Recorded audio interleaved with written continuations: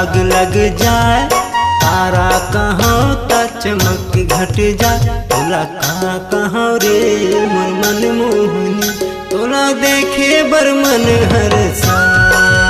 तोला कहाँ रे मोर मन मोहनी, तोला देखे बर मन हरसा। चंदा कहाँ ता दाग लग जाए, तारा कहाँ ता चमक घट जाए। तोला कहाँ रे मोर मन मोहनी, तोला देखे बर मन हरसा। तोला कहाँ रे मोर मन मोहनी, तोला देखे बर मन हरसा।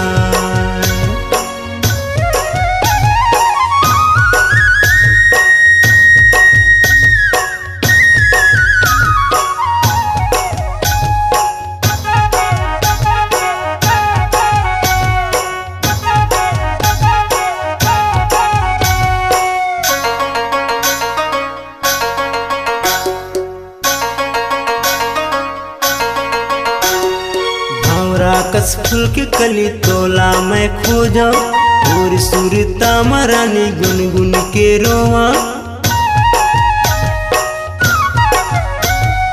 भंवरा कस फूल के कली तोला मैं खोजा, और सुरता मरानी गुनगुन के रोवा। मैं रद्दा जो हो रे मोर मन कोयली, तोला देखे बर मन हरसा। तोला कहाँ रे मोर मन मोहनी, तोला देखे बर मन हरसा।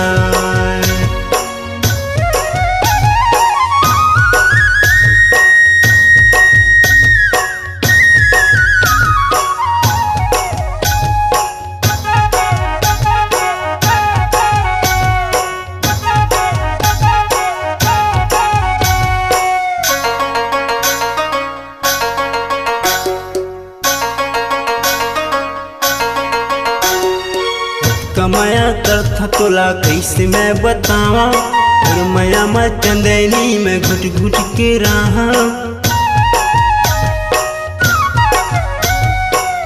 कमाया करथा तोला कैसे मैं बतावा, और माया मा चंदैनी में घुट घुट के रहा। भूला कैसे भूला रे मोर चंपा चमेली, तोला देखे बर मन हरसा। तोला कहाँ रे मोर मन मोहनी, तोला देखे बर मन हरसा। चंदा कहाँ ता दाग लग जाए, तारा कहाँ ता चमक घट जाए। तोला कहाँ रे मोर मन मोहनी, तोला देखे बर मन हरसा।